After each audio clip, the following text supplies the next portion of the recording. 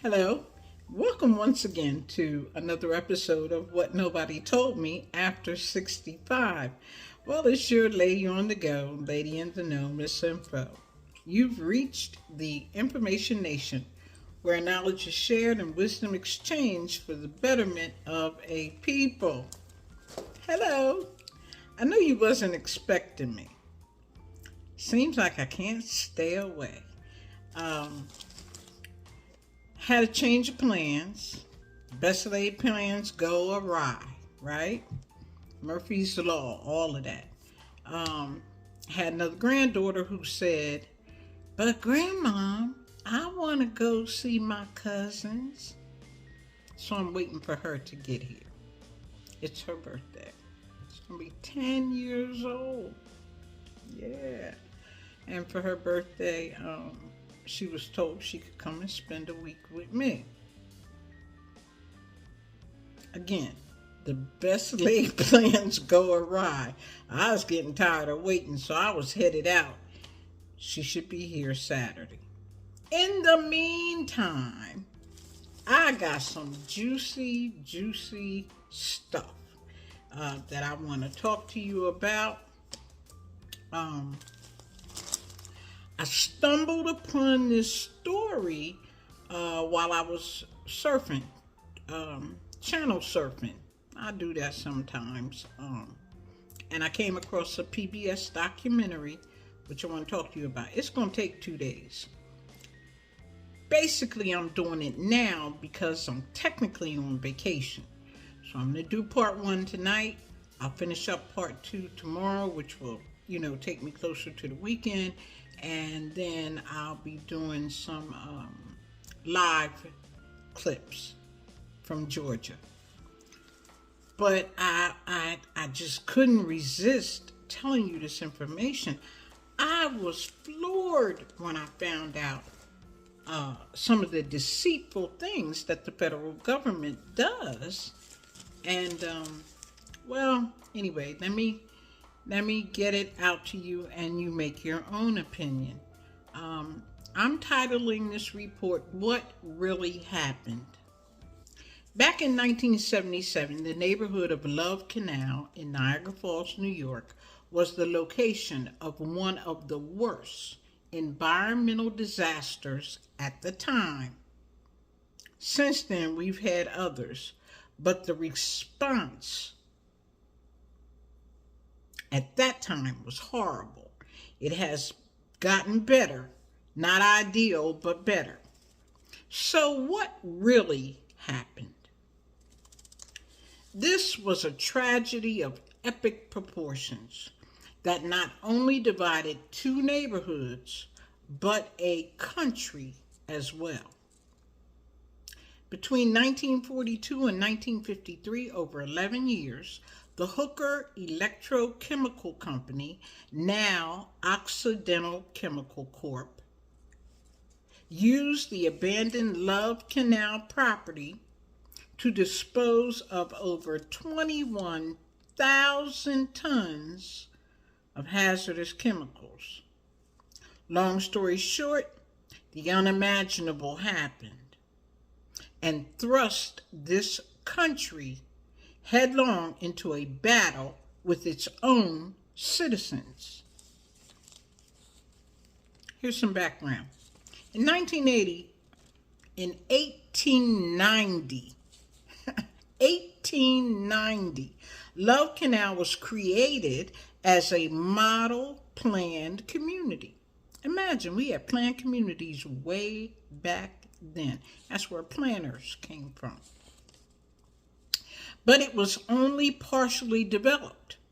By the 1920s, from 1890 to the 1920s, it had become a dumping site for municipal waste for the city of Niagara Falls.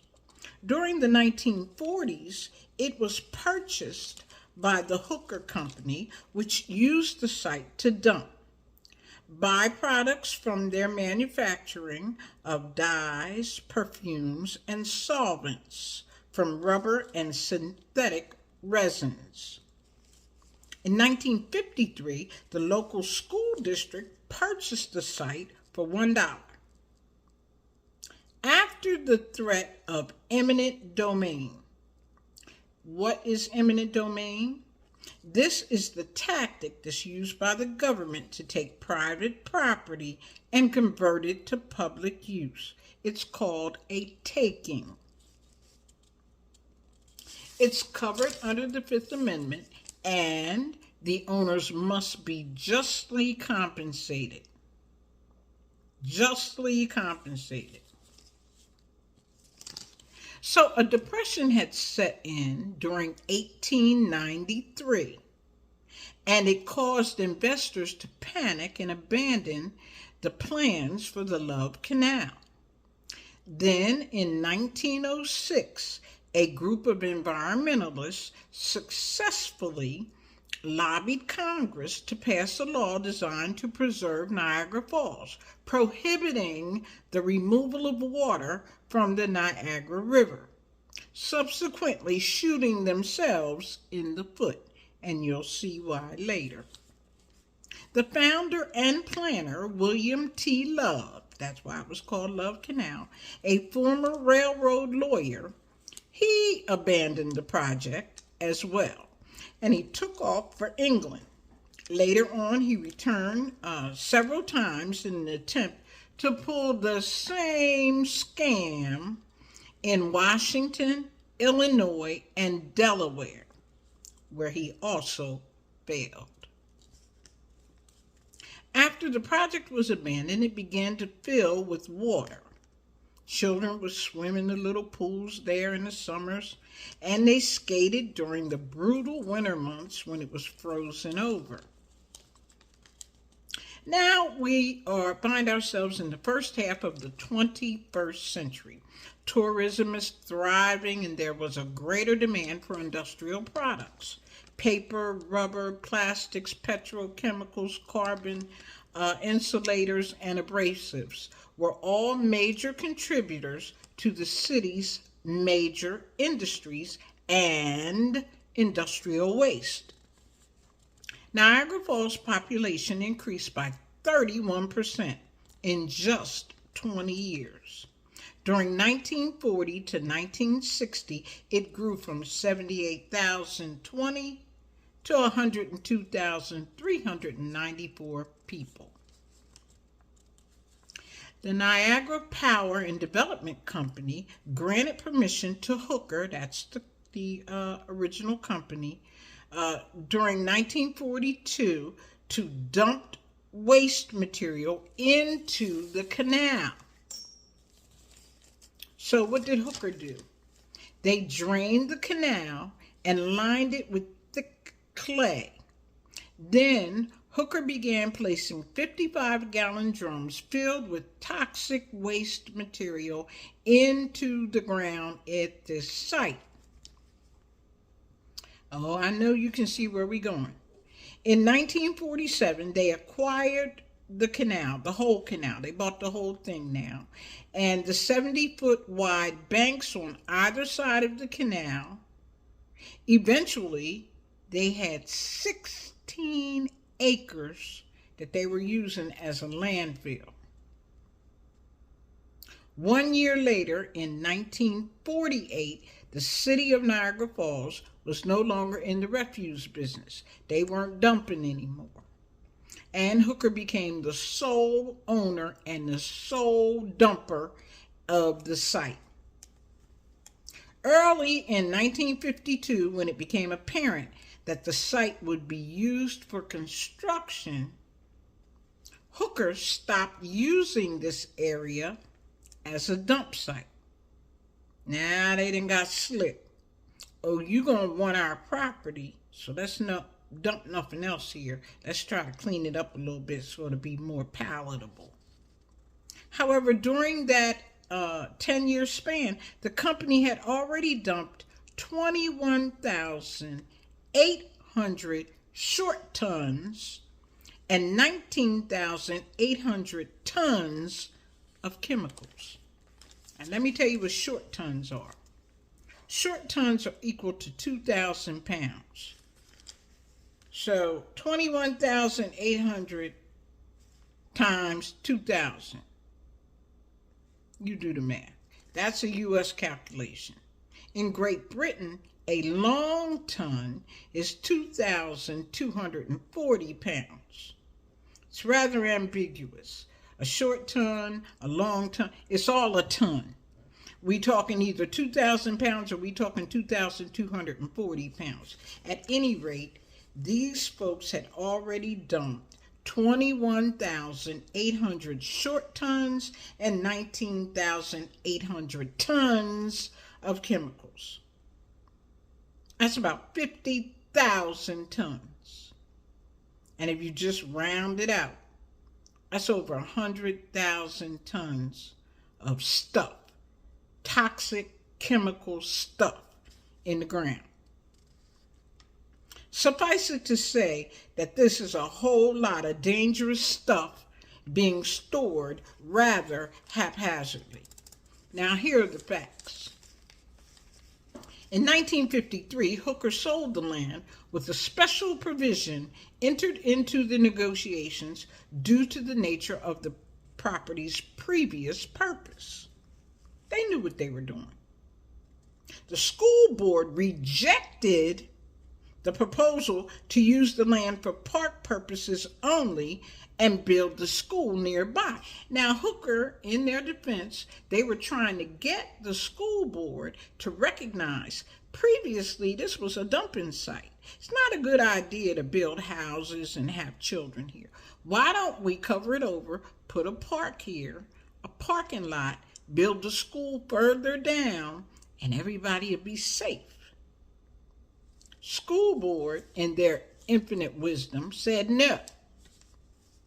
So, they rejected that proposal. Clearly, this was a red flag that was ignored. To avoid liability, Hooker deeded the site to the school board for $1 with a liability limitation clause.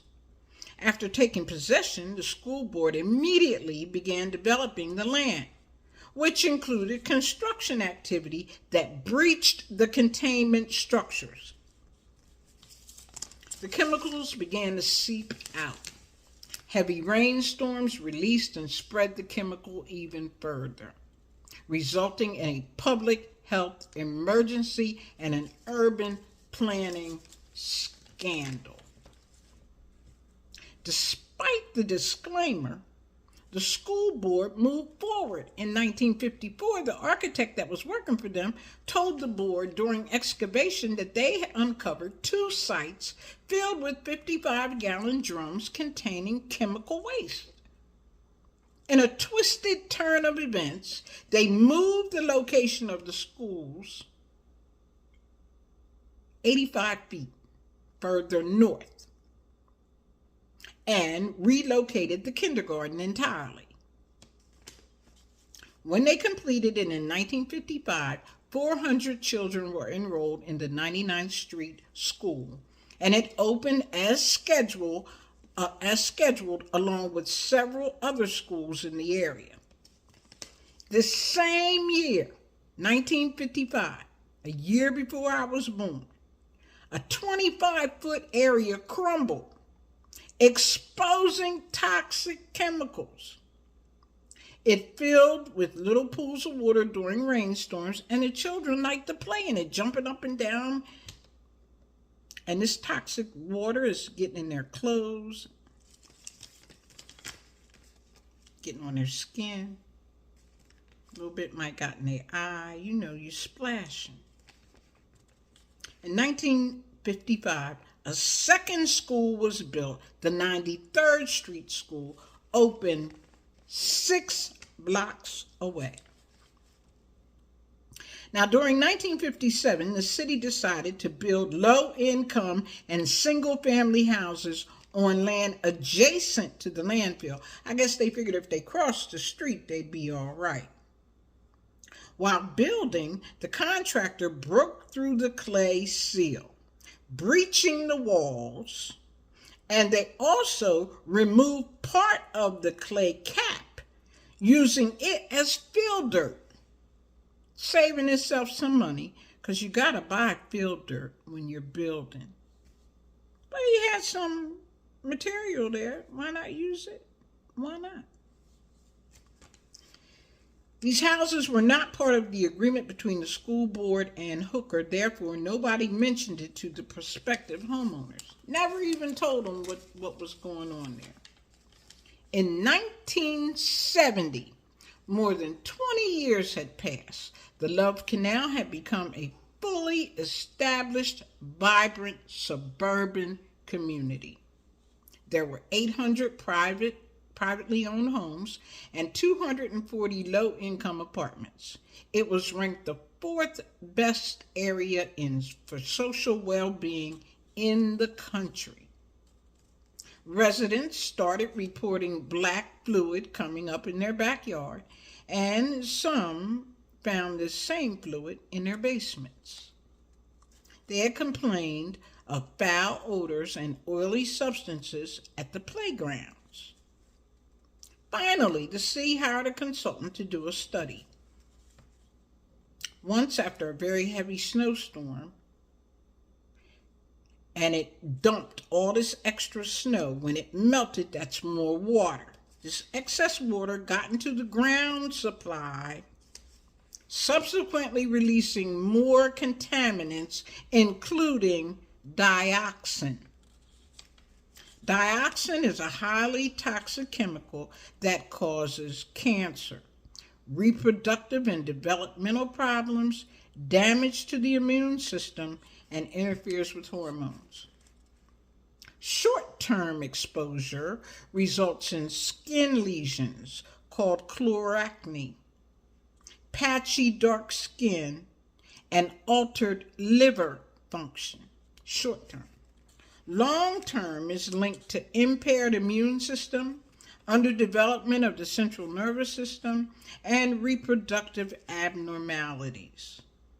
And this was only one of the 200 identified organic chemical compounds discovered at the site. Some names that you might recognize are benzene, chloroform, toluene, and various PCBs, polychlorinated biphenyls. They are man-made organic chemicals. Man-made organic chemicals. Man made these things that are toxic and hazardous to human health. I was so shocked when I stumbled across this story. I had to read and reread the account of sheer neglect and greed and lack of accountability that rocked this nation and took 21 years and $400 million at the time to clean up. On April of 2024, PBS aired a documentary called Poisoned Ground, The Tragedy at Love Canal. That's the program that I saw that prompted this report. I had no idea. And of course, I'm not done. Tomorrow, I want to give you the aftermath because it got funky. 2 communities, 1 homeowners, 1 rental. The homeowners were primarily white. The rental community, primarily black. See where I'm going? It was a mess. So tune in tomorrow because I'm going to finish it up tomorrow, but you're going to be amazed. I'm ending today's report that former President Donald Trump was found guilty on all 34 counts, and he will forever be a convicted felon. That's all I'm going to say about that. Additionally, on this day in the courts, let me tell you a couple other things happened. R. Kelly, the R&B singer, he lost his appeal to overturn his 20-year sentence. Elizabeth Holmes, remember her? She hasn't started her sentencing yet. She done put it off once again. I don't know how she keep doing it, but money talks. Sunny Balwani and Elizabeth Holmes face 20 years each for the Theranos scam. Busy, busy, busy. all kinds of stuff happening in the world today. Russia threatens to retaliate if the U.S. Uses weapons that we provided to uh, Ukraine. And they're talking nuclear, but I don't know. I wouldn't put a grain of salt next to it. But they're threatening Israeli and the Hamas war. All I can say is, who let the dog out? And please put him back. We don't need this right now. Ain't nobody got time for this right now. We got too much other stuff going on. We can't take care of home. We so busy, spread it so thin. Listen. Tune in tomorrow. I'm going to finish up that story about Love Canal. You will, I think you'll get your eyes open. And then I'm going to tell you about some of the other ones. Chernobyl, COVID-19, which was started in a lab, so they say. I'm going to uncover it. But, listen, I appreciate you listening, sharing, subscribing, hitting the notification. And remember, you don't know what you don't know. Take care.